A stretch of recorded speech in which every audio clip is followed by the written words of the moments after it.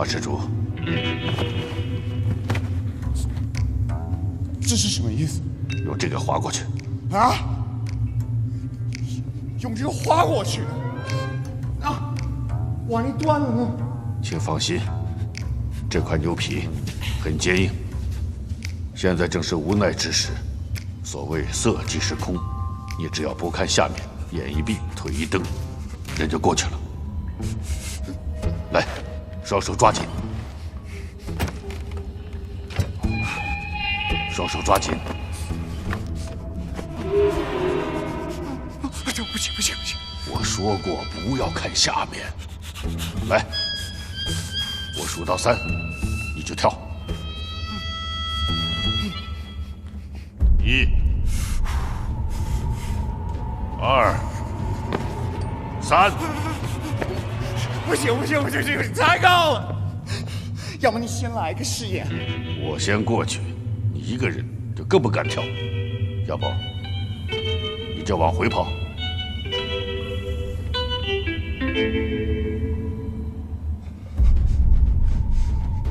那我来吧。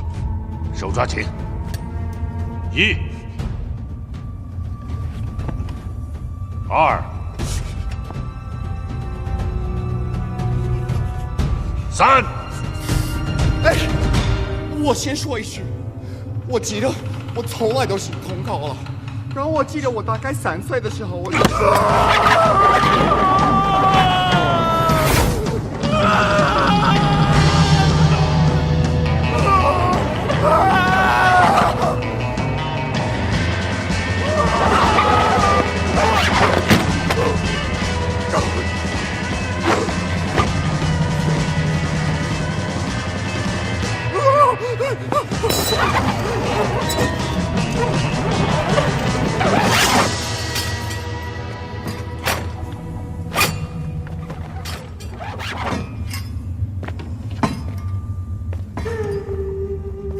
师傅，这大佛跟以往我们看到的有所不同。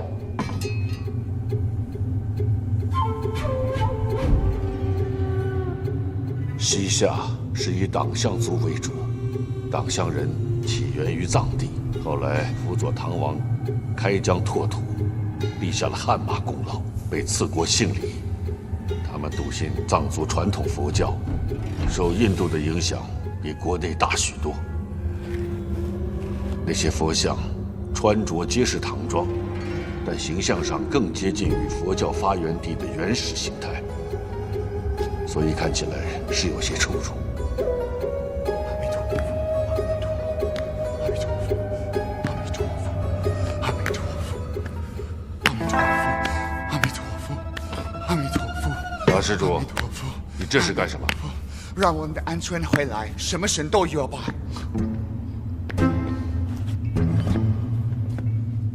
要拜，就请到正中来拜。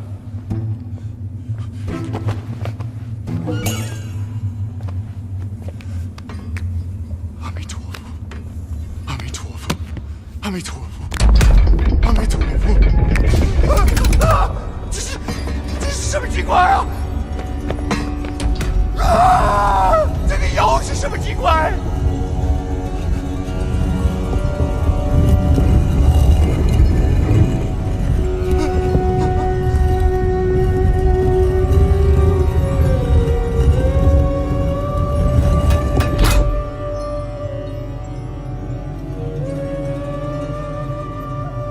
本以为带你来没什么用，现在看还可以。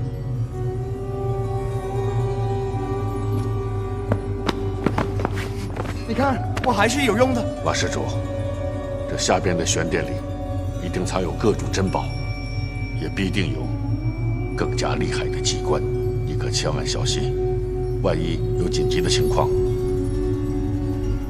恐怕我们俩也保不了你的周全。好，你放心。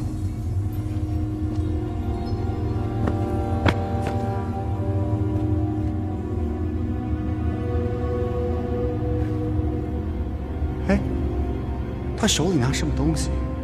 那是灵光筒，里面放的是用死人骨头磨成的粉，所以发出的光是蓝色的，也不烫人。死人的骨头。我的夫少，你原谅这个责任。师傅，这里面有个竖井。好。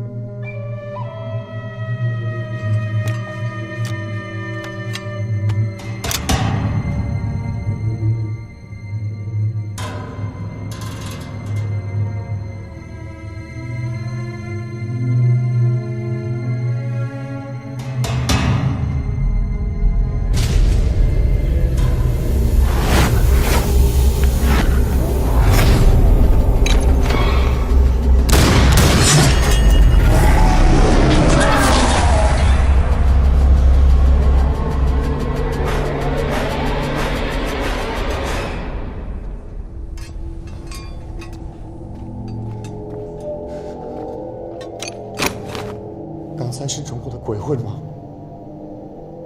看来咱们到木门了。你怎么知道？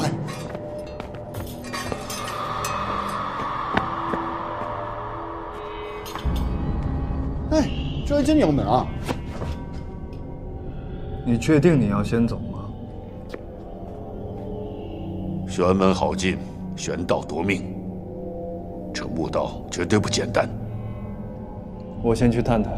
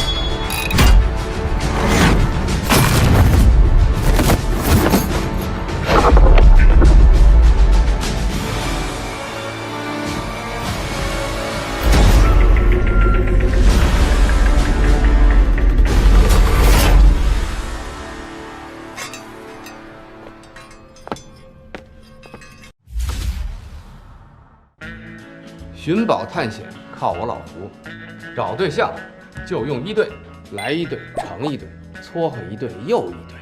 581推荐的秘密武器，快来试试它的威力。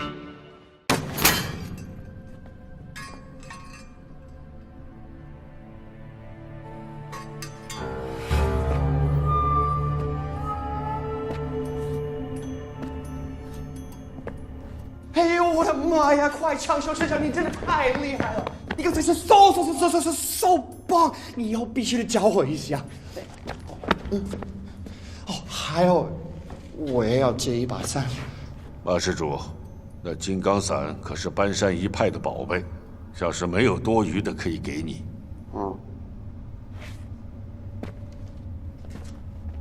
哎，这个是不是刚才的那个鬼魂？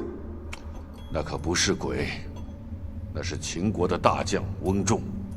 相传，连神鬼都畏惧于他，所以墓门口都画翁仲的像看门。刚才的影像是氧化的油彩，太不可思议了。Looks like the gates of heaven and hell themselves. 正门如此精美，想必后面就是墓室了。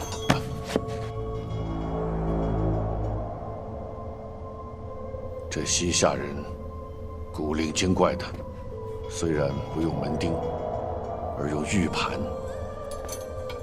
但这恒久纵期的，终究摆脱不了中原文化的影响。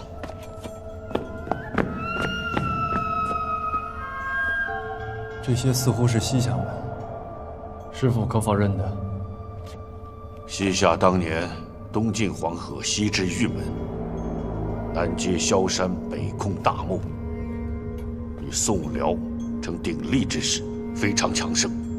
昔年我曾经过手西夏几件古物，对西夏文略懂一二。这墙上所刻的，乃是大藏经，想必是源于宋朝的开宝藏。经文，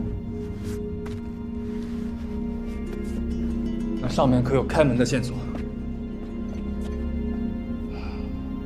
梦寐以求之物近在眼前，尤其不可急于求成，乱了方寸。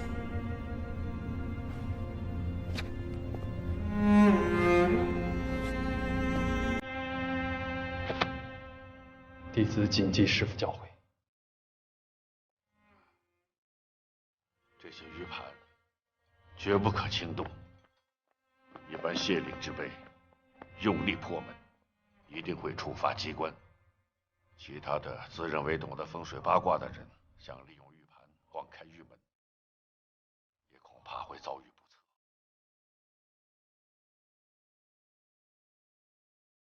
这西夏古墓规模不大，可布置精奇。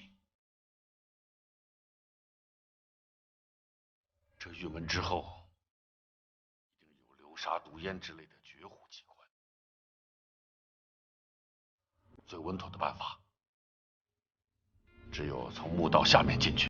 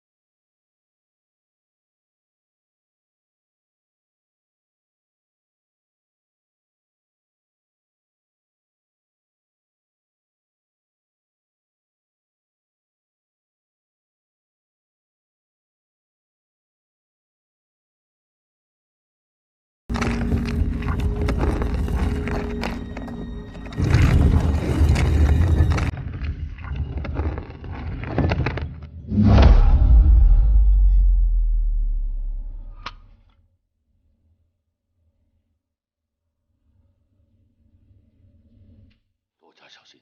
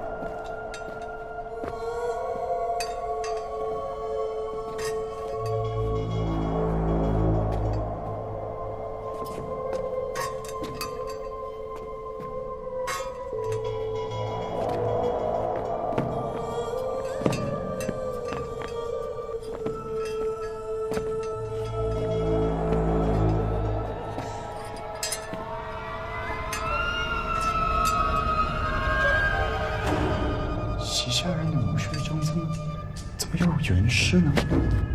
别碰！西夏文化自有其神秘之处，此物我未曾见过，千万不要乱碰，免得多生事端。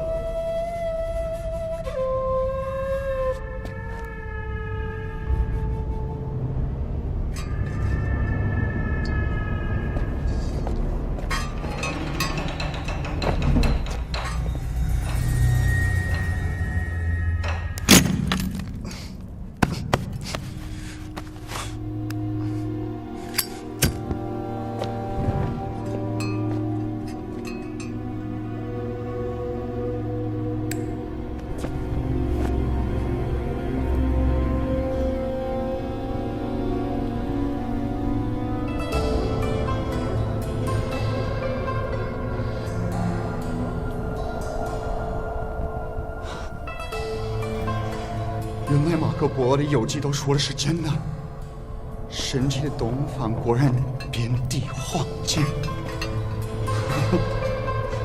哎，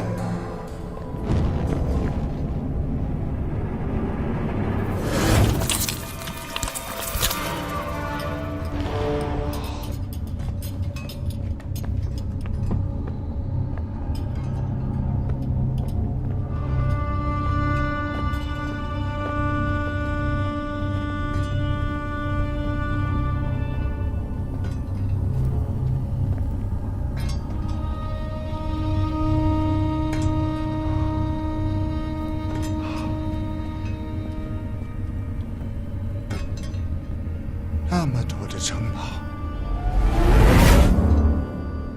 哎，我能不能拿一两件？我的意思是，等我们出去的时候，让我可以建起一个学校，让那一些可怜的小孩吃饭、上学。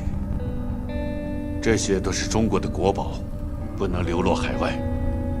我出家前小有薄产，若你真的想做这个善事，我会倾囊相助。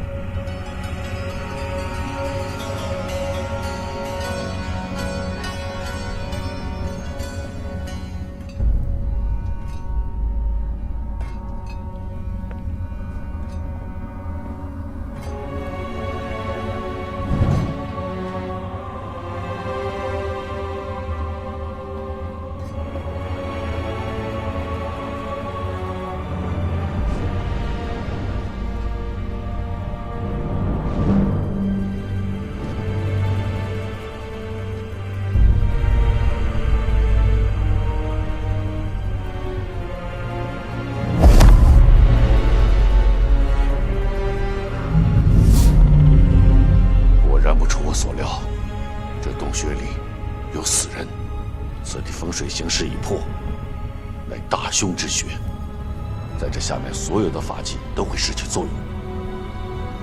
魔镜一辈历代相传，凡遇到这种情况，绝不可下墓。况且这边的黑佛也异乎寻常。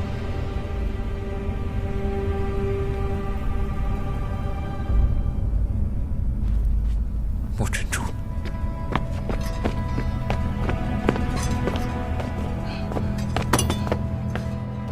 别碰，这是用腐玉雕成的，你一碰就会化为脓水。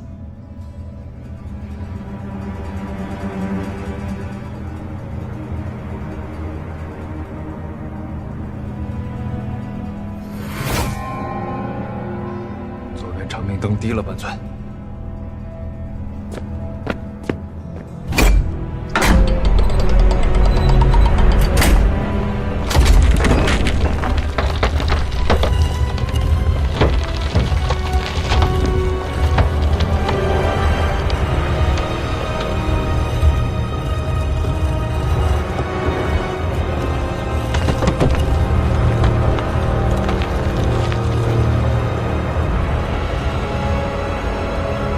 终于找到你了。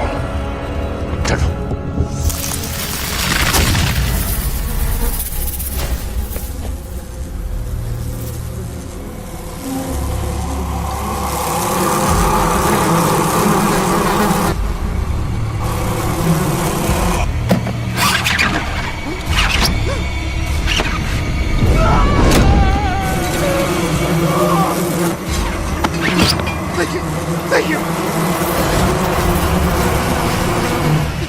绝对不能走了，快退！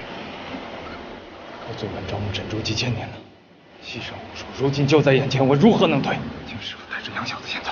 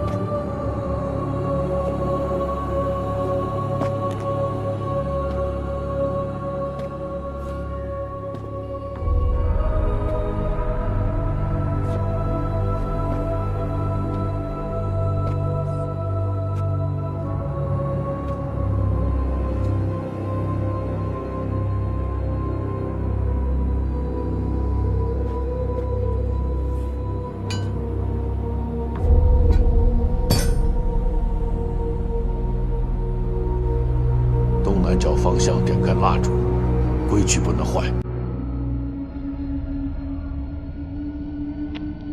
是。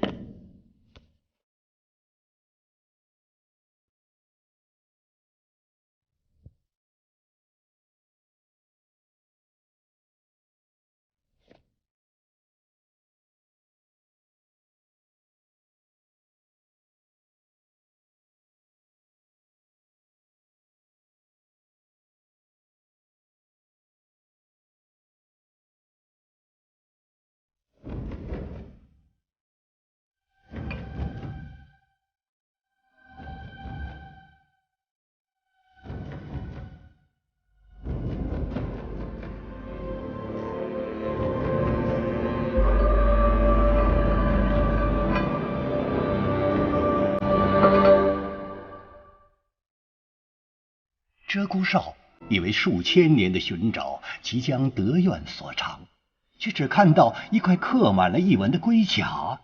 他失落至极，一口鲜血喷在了龟甲之上。图什么东西？怎么会是锦瑟呢？我没事。你也别太执着，尽人事顺天命就好。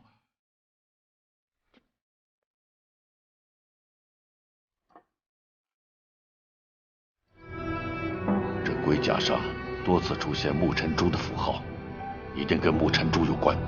你先拿好，等出去后，找一个能人异士医好了异纹，一定能够找到木尘珠的下落。多谢师傅。其实我早已经习惯了，本以为这是最后一次。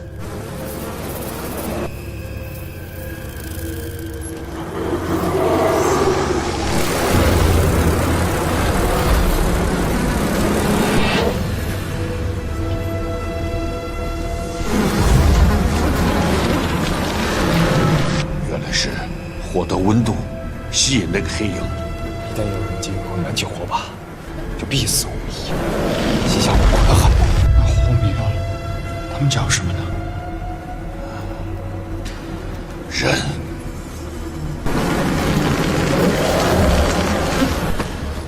快走，师傅，走。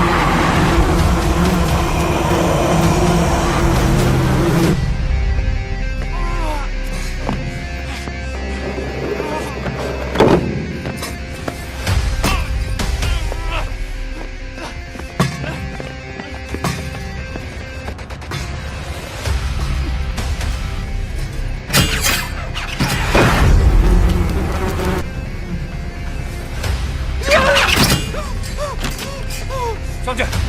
你呢？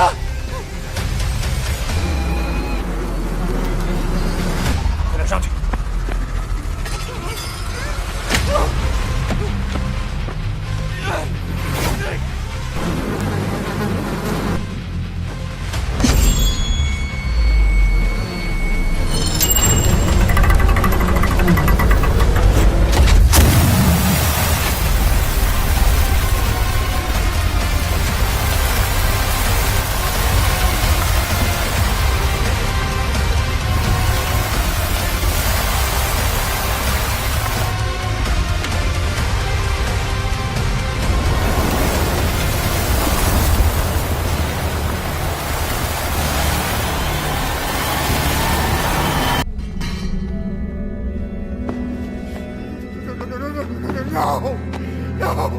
怪我，都是怪我。如果你们不带我进来的话，不会发生这样的一个情况。都是怪我，怪我，是怪我。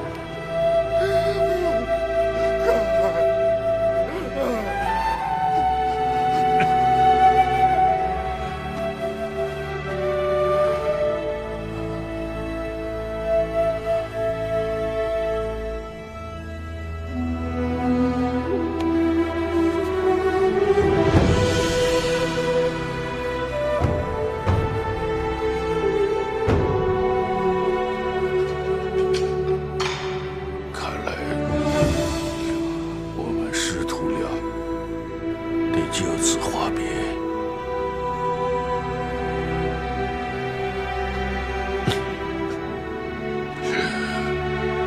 我已必死无疑，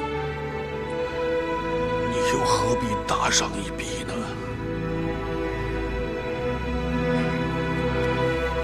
我们将死之人，师父不也搭上性命救我？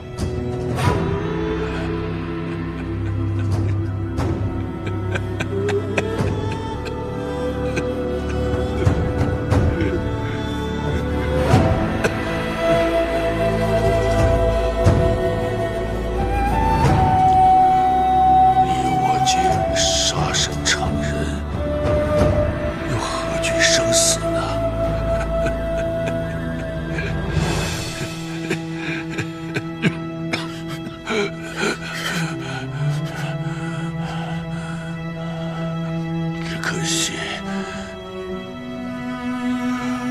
焚金定穴秘术还没有传给你。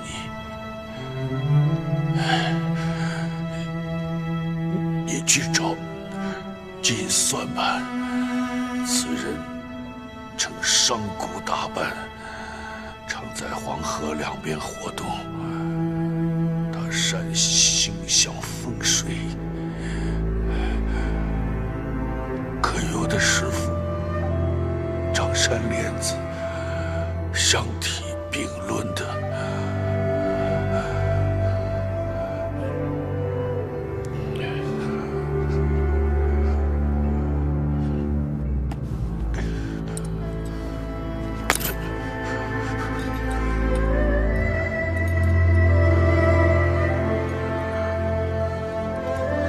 这默契符你拿去。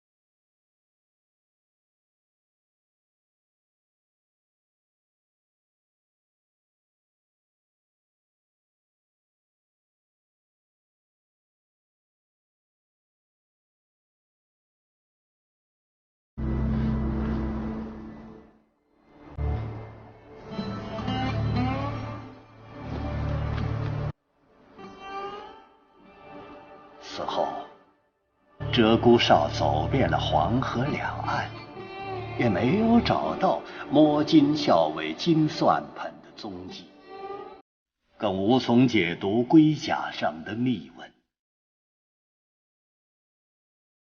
适逢乱世，鹧鸪哨心灰意冷，便接受了托马斯的邀请，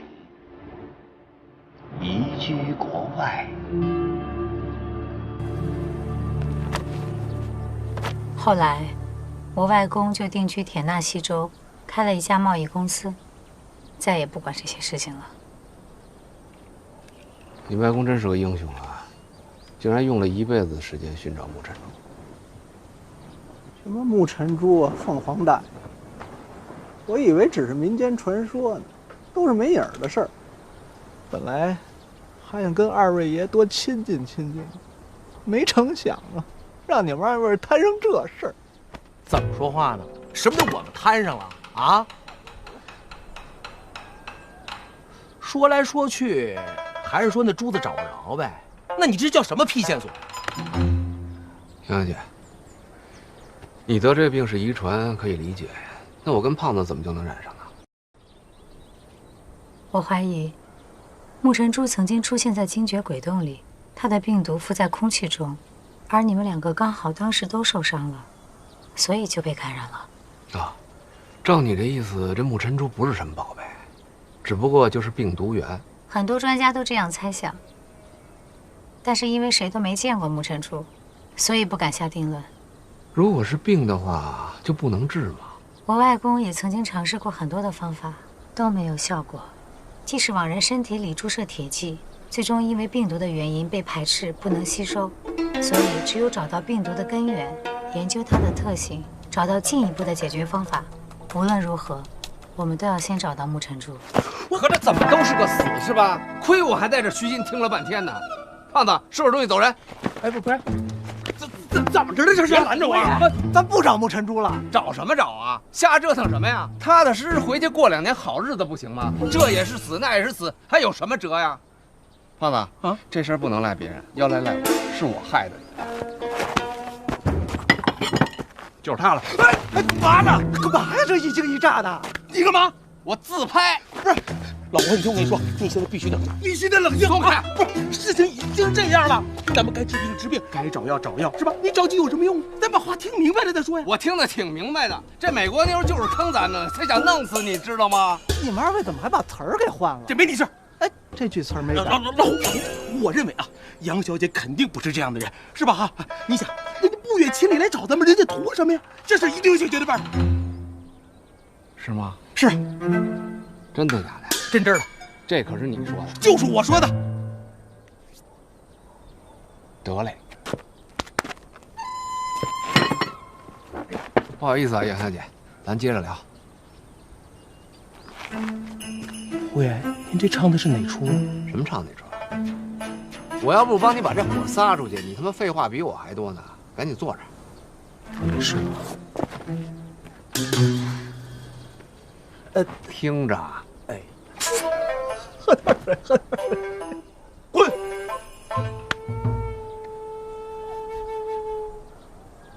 我觉得大家先不要太绝望。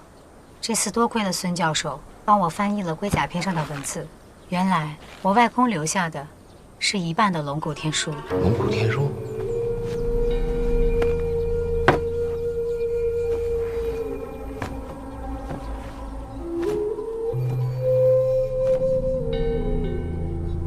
这就是传说中的龙骨天书，无价之宝啊！孙教授，您是这方面的专家，还是由您来说吧。都消停了，按照长话短说吧。文字在最初其实是有8种读音，除了我们现在用的平上去入这4种以外，还有4种被当时的统治阶级所垄断，成了一种机密语言。而这个龟甲上的符号，正是这种秘文。我也是研究了一辈子，才有了些成果。可以说，现在世界上也只有我能看得懂这龟甲上的内容。那这龙骨天书说的是什么呀？事实上啊，龙骨天书它有一段野史，是关于风水大师李淳风的。李淳风曾经受唐太宗李世民之命，寻找木尘珠的下落。他耗费半生，终于找到了记录有木尘珠下落的龙骨天书。李淳风潜心研究，终于顺利破解了谜文，得知了木尘珠的下落。但此时李淳风的思想已经有了变化，他认为木尘珠如果再次现世，对皇帝和百姓都不是件好事。他把龙骨天书一分为二，将无关利害的一半献给了李世民。这一半龙骨天书一直藏在唐宫深处，后来唐朝破灭，这块龙骨天书便辗转流落到西夏霸主李元昊手里，这就应该是我们手里的这一半。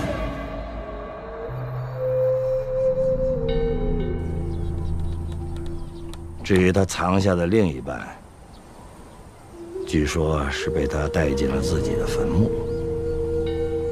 只不过外公留下的这一块龙骨天书记载的是木尘珠的外形，如果能够找到另外一块，我想就应该知道它的下落了。这李淳风的老家就在古兰县境内，他死了以后肯定落叶归根，所以他这墓应该就在这附近。没错，所以孙教授第一时间向文物局报备，我们就立刻赶来了这里。只是没想到，在这儿碰上了你们几个。红班的事情，我一直于心有愧。我已经做好了所有的准备，打算一个人去找木尘珠，无论花费多少时间，我都要把它找出来，给你们一个交代。哎，杨小姐，红班这事儿呢，你不是有意而为之，所以我跟胖子不会太在意。但有一个，要找李淳风的墓，咱们得一块儿去。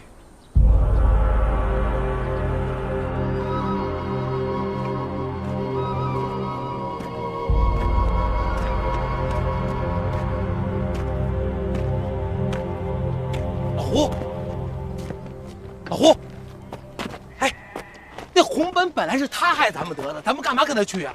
啊，哎，这路上要是有个闪失的，我跟你说，哎，咱俩50岁可都活不过去了。没事吧你？之前一直鼓励我寻找木尘珠，现在怎么了？变卦了？我不是变卦，以前咱不是不知道罪魁祸首是那美国妞吗？现在既然话都说明白了，那谁捅的娄子谁负责呗。让他找去，咱干嘛跟着冒险？他说的没错，我已经害过你们一次了，这次就不连累你们了。胖子，我告诉你啊，咱们呢现在是一根绳上的蚂蚱，谁都离不开谁。有任何事情就应该一块商量，一块想办法，只有这样，成功的概率才高，明白吗？明白什么呀？你早晚得让他给害死。几位，我说句丧气话啊，你们看看，这古兰县周围有多少墓葬群呀？咱上哪儿找李淳风的墓去呀？我琢磨着，这李淳风也算是摸金校尉半个祖师爷了。他这个墓啊，一定是经过精雕细选的。这倒是，这李淳风啊，可是为数不多的能够寿终正寝的风水大师。这么说，我们就是要在这儿找到最好的风水位，是这个意思吧？风水呢，都是因地制宜，谈不上哪是最好的风水。不过话说回来了，我那半本16字阴阳风水秘术里边写到过一个风水位，叫做内藏渊。所谓其源自天，若水之波，风水上有气处之象。这内藏渊奇就奇在，明明是顶级风水位，但从外表上，那是一丁点儿也看不出。这内藏渊呀，我也听过那么一耳朵，据说里边有泉眼，深藏不露，十分奇特。总的来说，就是要在这古兰县里面找到内藏渊的风水位，这就有可能是李淳风的墓穴。哎，咱们投了去了鱼骨庙底下不有墓吗？再往下，没准就是那李淳风的墓了吧？胖爷，哎，咱在鱼骨庙发现的墓那是西周墓啊，李淳风的墓那得是唐墓，能一样吗？差不多吧，差不多啊，差得远了。稍有闪失，无伤大雅。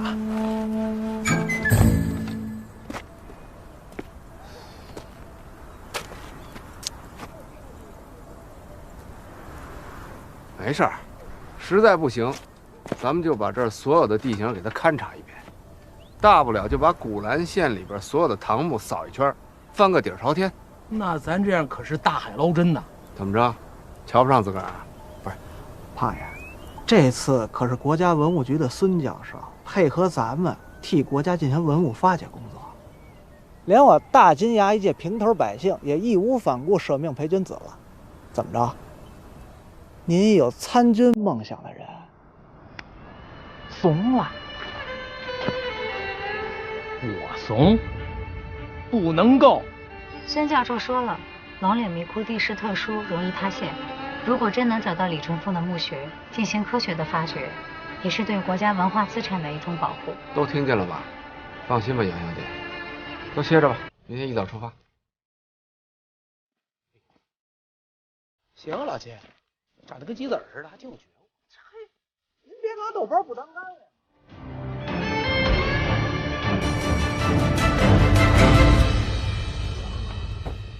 比我幸福，我都知道自己什么时候死了，我还把脑袋别在裤腰带上过日子呢。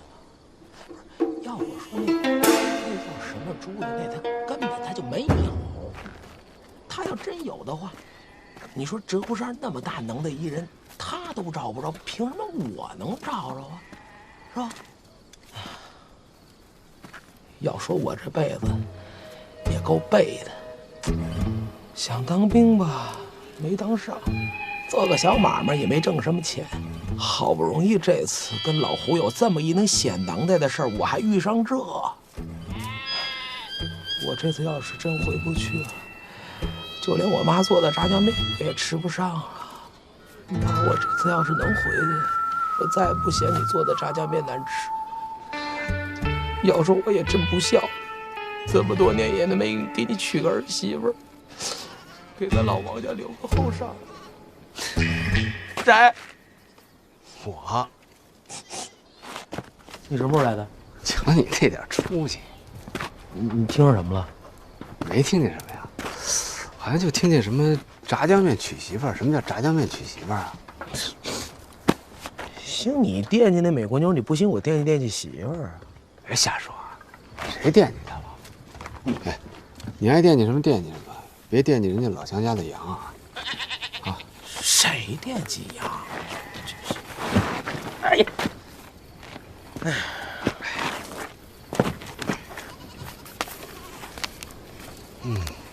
哎，归你了，还有一根桂花。嘿，难得嘿。这还能抽吗？抽不了了，点都点不着，闻闻得了。啊。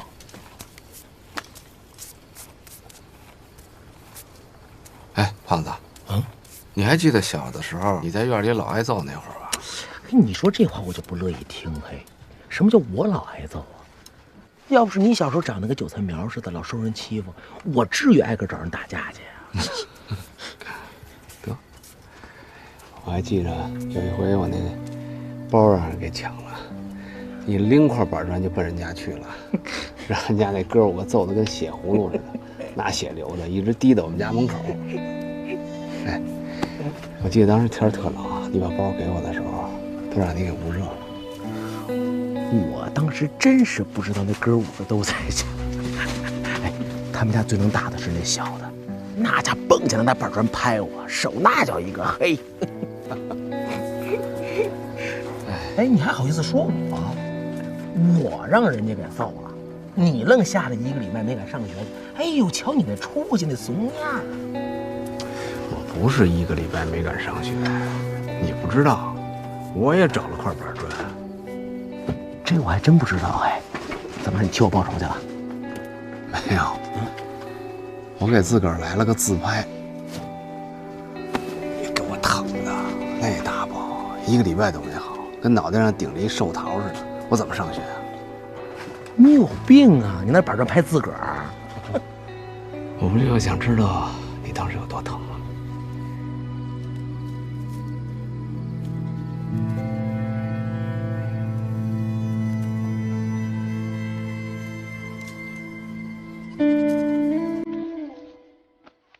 胖子，咱哥俩都从鬼洞里爬出来了，就真没什么可怕的了。你要是把我当哥们儿，你信我，我保证把你工工整整、全须全影的还给你妈，而且让你拿炸酱面娶上媳妇儿，行吗？你要是有个3长2短的，我还怕没法跟你妈交代呢。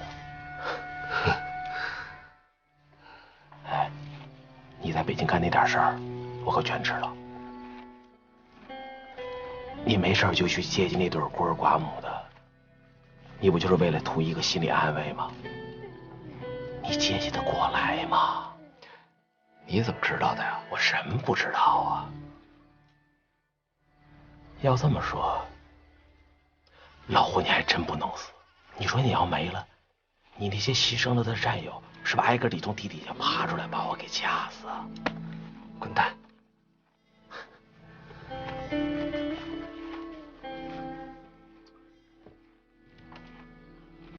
我就是想说，不就一什么破病吗？咱把那珠子找着了，不就结了吗？对吧？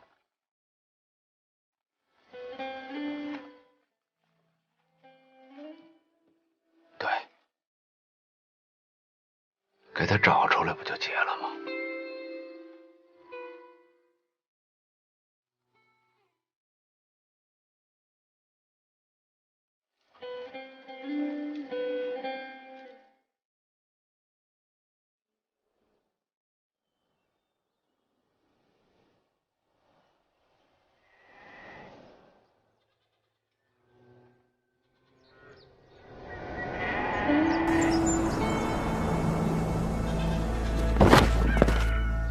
老胡，老胡，老胡，胡八一，老胡，胡八一，怎么了？看着老胡了吗？怎么一大早就见不着人了？没看见呀，是不是出去了？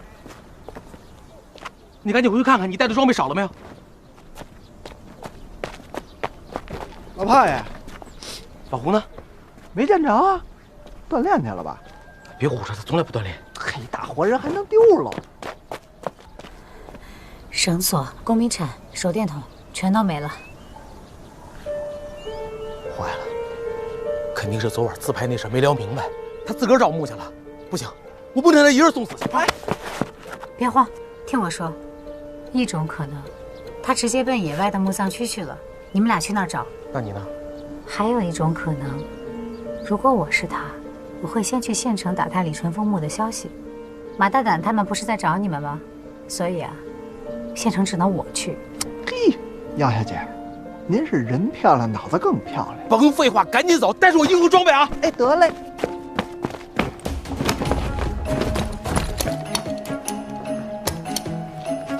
怎么了？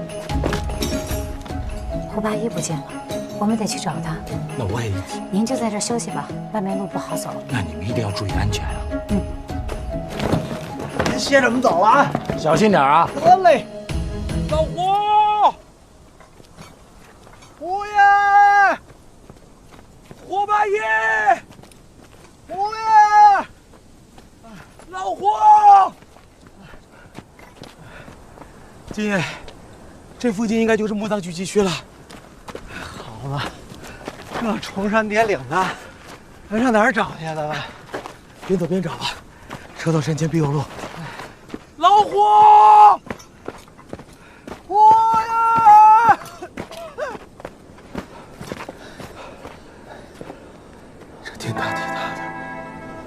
在哪儿呢？哎，我胖爷，哎，那是个活物吧？啊，是，还动着呢。老乡，老乡，老乡。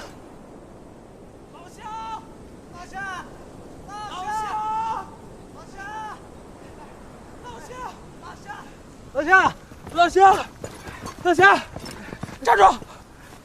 老乡，我就想问个道，我不是坏人，你躲什么呀？啊！我说胖爷，您别急，好容易碰见一活物，在这儿那得吓跑了。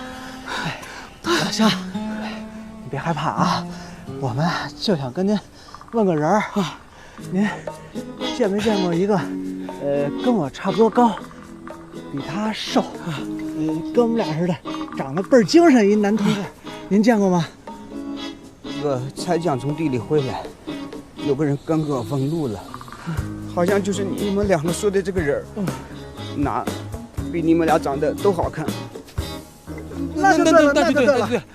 你确定那个人就是我们要找的是吧？差不了，他跟你们两个的口音是一样的。啊，您是在哪儿碰见的他？啊，方便给我们指个道吗？哎呀，那边岔路可多了，可是不好走了。这找错了，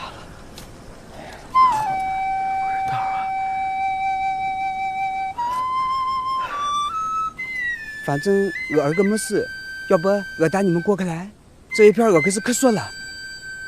哎呦，太谢谢您了，那您带我们去吧。为啥再跟我走吧？好，你走路吧。可遇见好人了。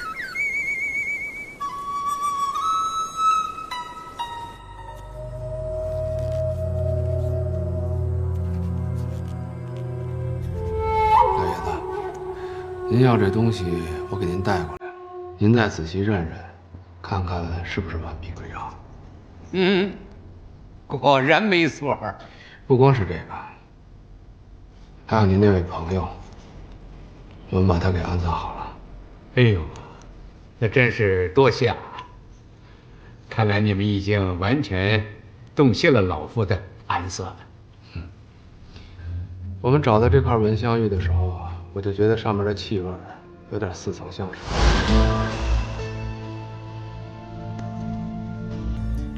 正是当初您给我们算卦的时候铜板上的相似，而且这块玉佩是龙形的，我就更加确定您跟那位摸金校尉前辈之间的关系非同一般。因为在战国的时候，龙形玉佩都是成对的，只有贵族之间亲朋好友才相互佩戴。如果我没猜错的话，这另一块龙形玉佩应该就在您老人家手里吧？你接着说。现在看来，您当初给我们算命的时候就已经摸清楚我们是摸金校尉了，所以才借着一张符把我们引导到鱼骨庙，为的就是取这蚊香玉。我们拿到蚊香玉以后，您还是有办法能够逼迫我们回来找您，就是因为您早就知道我们后背这块红斑会变成眼球的形状。老爷子，说白了，您这可不是好心点拨，您这纯粹是拿我们当枪使啊！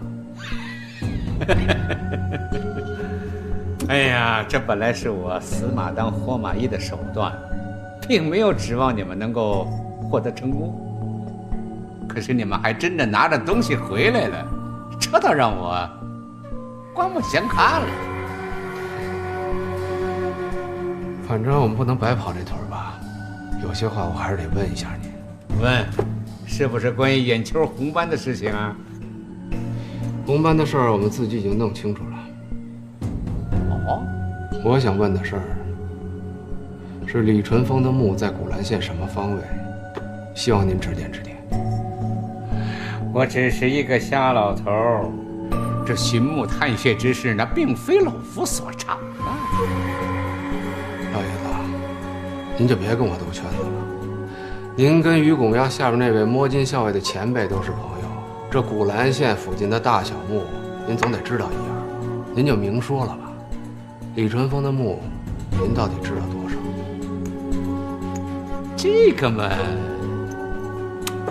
我我倒是从未所闻。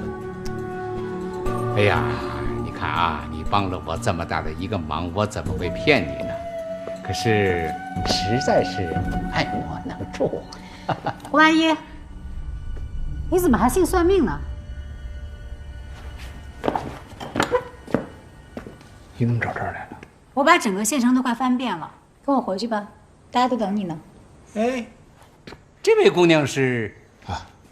来了就别急着走了，给你介绍一下，这位也是一高人，红帆诅咒的事他也知道。